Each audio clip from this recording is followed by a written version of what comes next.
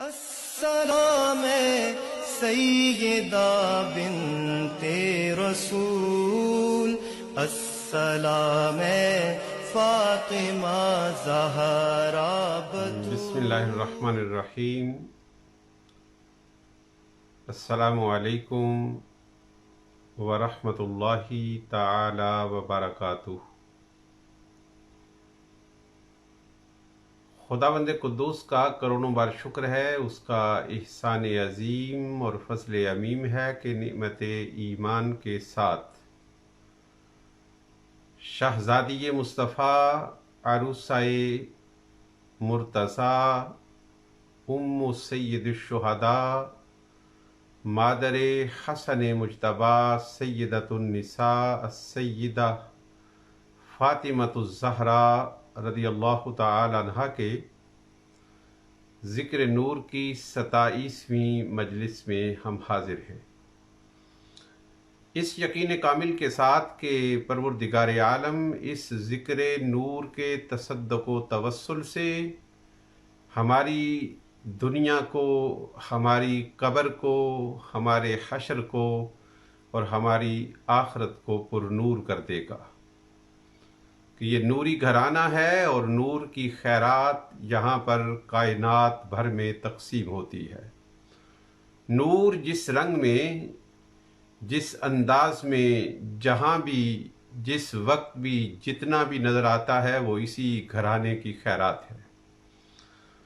اور آج میں سیدہ کائنات رضی اللہ تعالی عنہا کا وہ وصف فرض کرنے لگا ہوں جس وصف سے بڑا کوئی وصف نہیں ہے، جس صفت سے بڑی کوئی صفت نہیں ہے اور جس شان سے بڑی کوئی شان نہیں ہے۔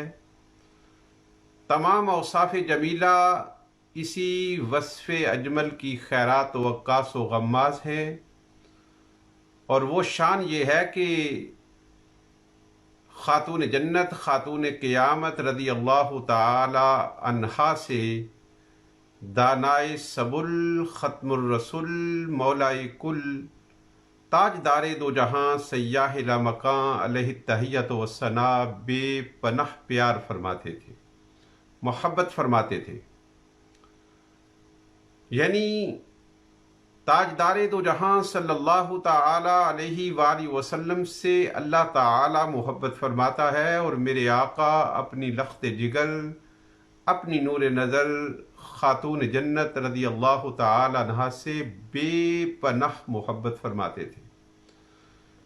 اور یہ آقای دو جہاں صلی اللہ تعالی علیہ وآلہ وسلم کا محبت فرمانا اور بے پناہ محبت فرمانا وہ اعزاز ہے، وہ شرف ہے، وہ کمال ہے کہ ہر شرف جس کے سامنے سرنگوں ہے اور ہر کمال جس کے سامنے سرخمیدہ ہے۔ تاجدار دو جہاں صلی اللہ تعالی علیہ وآلہ وسلم اپنی لخت جگر، نور نظر سیدہ کائنات رضی اللہ تعالی عنہا سے بے پناہ محبت فرماتے تھے۔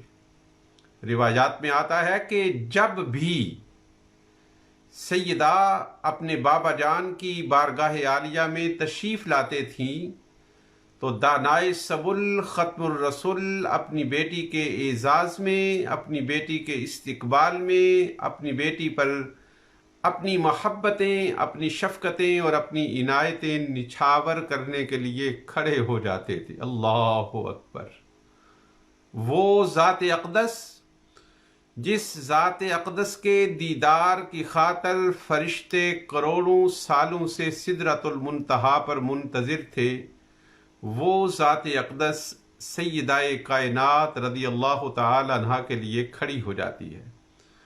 یہ محبتوں اور شفقتوں کا وہ معراج تھا جو سیدہ کائنات رضی اللہ تعالی عنہا کا نصیب تھا۔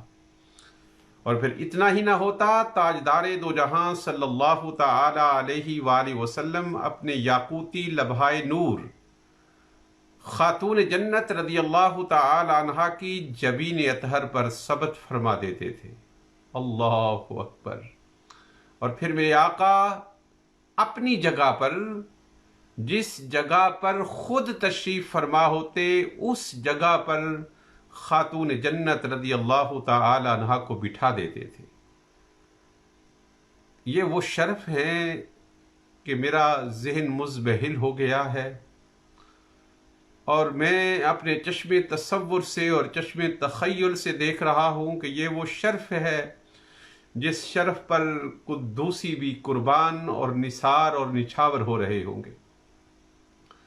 تاجدار دو جہاں صلی اللہ تعالی علیہ وآلہ وسلم یہ سلوک اور حسن سلوک اپنی صاحبزادی سے ہمیشہ فرماتے تھے، اور یہی معاملہ سیدہ اپنے بابا جان سے کرتی تھی۔ تاجدار دو جہاں صلی اللہ تعالی علیہ وآلہ وسلم اپنے کاشانہ نور میں تشریف لے جاتے، جب دروازے سے اندر داخل ہوتے تو تھوڑی دیر کے لیے رک جاتے، دالان میں رک جاتے، اور تھوڑی سی بلند آواز سے السلام علیکم ورحمۃ اللہ تعالی وبرکاتہ کے کلمات طیبات ادا فرماتے۔ خاتون جنت رضی اللہ تعالی عنہا بابا جان کی آواز کو پہچان لیتی اور تیز تیز قدم اٹھاتی ہوئی کشاں کشاں تشریف لے آتی اور اللہ اکبر، تاجدار دو جہاں صلی اللہ تعالی علیہ وآلہ وسلم کی انگشت نور تھام لیتی۔ شاید کائنات نے، نگاہ کائنات نے اس سے حسین قافلہ نہ دیکھا ہوگا کہ خاتون جنت رضی اللہ تعالی عنہا اپنے بابا جان کی انگلی تھامے تھامے آگے تشریف لے جا رہی ہیں، اور آقا دو جہاں صلی اللہ تعالی علیہ وآلہ وسلم اپنی لخت جگر کے ساتھ ساتھ پیچھے تشریف لے جائیں۔ خاتون جنت رضی اللہ تعالی عنہا پر شفقت فرماتے ہوئے، عنایتوں کی برسات کرتے ہوئے، یہ وہ ذات اقدس ہے جن کے پیچھے جبرائیل امین چلتے ہیں۔ اللہ اکبر۔ اور پھر سیدہ بھی وہی فرماتی کہ اپنی نشست پر، اپنی جگہ پر تاجدار دو جہاں صلی اللہ تعالی علیہ وآلہ وسلم کو بٹھا دیتی۔ ایک بار کی بات نہیں ہے، نبی دو جہاں صلی اللہ تعالی علیہ وآلہ وسلم کا یہ زندگی بھر کا معمول رہا کہ جب بھی آپ سفر پر روانہ ہوتے، اپنی اہل بیت کو ملتے، اپنی ازواج مطہرات سے ملتے، مگر سب سے آخر میں اپنی شہزادی سے ملتے۔ جب مدینہ المنورہ سے آپ باہر جاتے تو سب سے آخر میں سیدہ کو ملتے، اور جب واپس آتے تو نبی دو جہاں صلی اللہ تعالی علیہ وآلہ وسلم کا معمول مبارک تھا، آقا جب باہر سے مدینہ المنورہ تشریف لاتے تو گھر نہیں جاتے تھے۔ تاجدار دو جہاں صلی اللہ علیہ وآلہ وسلم پہلے مسجد کے اندر تشریف لے جاتے تھے اور اللہ رب العزت کی بارگاہ میں سرہائے نور بندگی جھکا دیتے تھے، 2 رکعت نماز ادا فرماتے تھے، نوافل ادا فرماتے تھے، اور پھر سب سے پہلے اپنی اہل بیت میں سے سب سے پہلے اپنی لخت جگر نور نظر سیدہ فاطمہ الزہرا رضی اللہ تعالی عنہا سے ملاقات فرماتے۔ یعنی فراق کی جو گھڑیاں تھیں اور ہجر کے جو لمحات تھے اور فصال کی جو ساعات تھی، ان کو سکیڑتے، جاتے ہوئے آخر میں ملتے، آتے ہوئے سب سے پہلے ملتے۔ سیدہ کائنات رضی اللہ تعالی عنہا کا یہ کتنا بڑا اعزاز ہے اور کتنا بڑا افتخار ہے۔ روایت میں آتا ہے کہ اسی طرح ایک بار سرکار ایک سفر سے صلی اللہ تعالی علیہ وسلم ایک سفر سے واپس تشریف لائے، اور واپسی پر آ کر میرے آقا صلی اللہ علیہ وآلہ وسلم بڑے تھکے ہوئے تھے۔ میرے آقا کے چہرے پر بڑی افسردگی اور پرمشتگی تھی۔ سیدہ نے اسی طرح دالان میں اپنے بابا جان کا استقبال کیا، اور وارفتگی اور شیفتگی میں تاجدار دو جہاں صلی اللہ تعالی علیہ وآلہ وسلم سے لپٹ گئی، اور حدیث پاک کہتی ہے کہ بار بار چہرہ انور کو بوسے دے رہی تھی۔ اور ساتھ ساتھ رو رہی تھی. ساری کائنات رو پڑی ہوگی، ساتھ ساتھ رو رہی تھی. تاجدار دو جہاں صلی اللہ علیہ وآلہ وسلم نے پوچھا، بیٹی رونے کی وجہ کیا ہے؟ عرض کی، بابا جان آپ کی چہرے کی تھکن، آپ کی چہرے کی تکان اور آپ کے چہرے کی تھکاوٹ اور آپ کا تھکا ہوا بدن اور تھکا ہوا جسم مجھے رلا رہا ہے. آپ کتنی مشقت کر کے آئے ہیں اور کتنے تھک گئے ہیں. تاجدار دو جہاں صلی اللہ تعالی علیہ وآلہ وسلم نے فرمایا، فاطمہ بیٹی آہوزاری نہ کرو، تیرے باپ کو اللہ تعالی نے ایک کام کے لیے بھیجا ہے.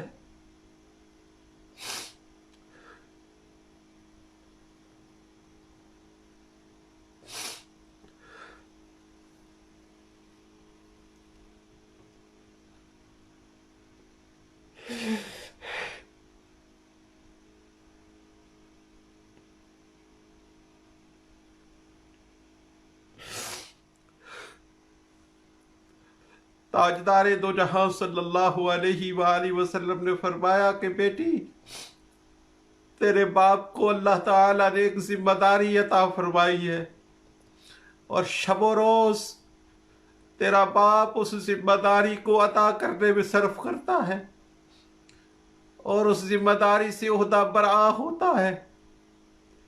بیٹی یقین ہے، تاجدار دو جہاں صلی اللہ علیہ وآلہ وسلم نے فرمایا کہ روئے زمین پر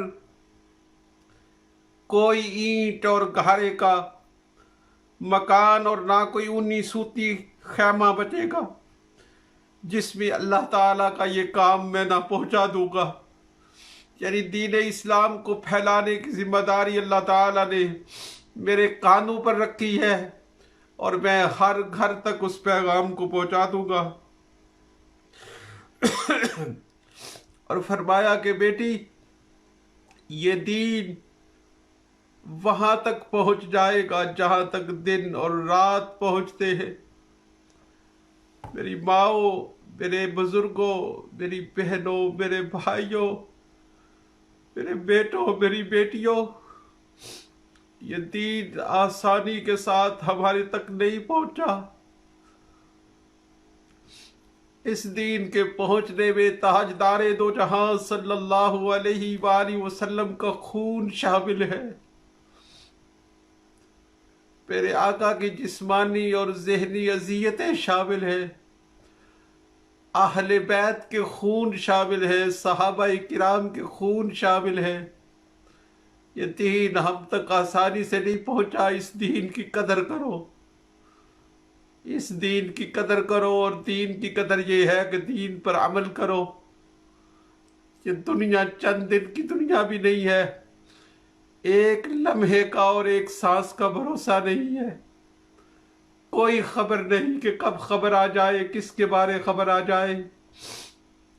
تاجدار دو جہاں صلی اللہ علیہ وآلہ وسلم اپنی ذمہ داریاں نبھا گئے. اب یہ ذمہ داریاں ہمارے کاندھوں پر ہیں. ہم نے اس دین کا سفیر بننا ہے، اور سفارت باتوں سے نہیں ہوتی، کردار سے ہوتی ہے. ہمیں صاحب کردار بننا ہے. مگر اقبال بڑا اپدیشک ہے، من باتوں میں موہ لیتا ہے. گفتار کا غازی یہ تو بنا، کردار کا غازی بن نہ سکا. اور مسجد تو بنا دی شب بھر میں ایمان کی حرارت والوں نے. دل اپنا پرانا پاپی تھا، برسوں میں نمازی بن نہ سکا. دل کو نمازی بنانے کی حاجت ہے. سیدہ کائنات رضی اللہ تعالیٰ عنہ کی اس نشست نور کا آج یہ پیغام لے لے کہ دین کی قدر کرے. یہ دین ہماری دنیا کو بھی سنوارے گا، ہمارے موت کے وقت کو بھی سنبھالے گا، ہماری قبر کے اندر بھی روشنی کرے گا، اور ہمارے حشر کو بھی ہمارے لیے سائبان بنا دے گا. وگرنہ بڑا کڑا وقت شروع ہونے والا ہے. کسی وقت موت آ جائے گی، سب کچھ دھرے کا دھرا رہ جائے گا. سکندر جس نے شرق سے لے کر غرب تک اور شمال سے لے کر جنوب تک حکومت کی تھی، مرنے سے پہلے وصیت کر گیا کہ جب میں مر جاؤں اور مجھے کفن دے کر جنازہ پڑھا کر قبرستان دفن کرنے کے لیے چلو تو میرے دونوں ہاتھ میرے کفن سے باہر نکال دیتا۔ وزیروں مشیروں نے پوچھا کیوں؟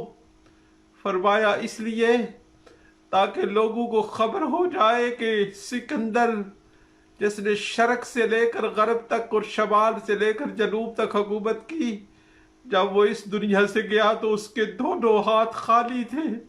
سکندر جب گیا دنیا سے دونوں ہاتھ خالی تھے۔ ان ہاتھوں کو ہم بھر سکتے ہیں، اور وہ نیک اعمال ہے، وہ نیک عقائد ہے، وہ نیک احوال ہے۔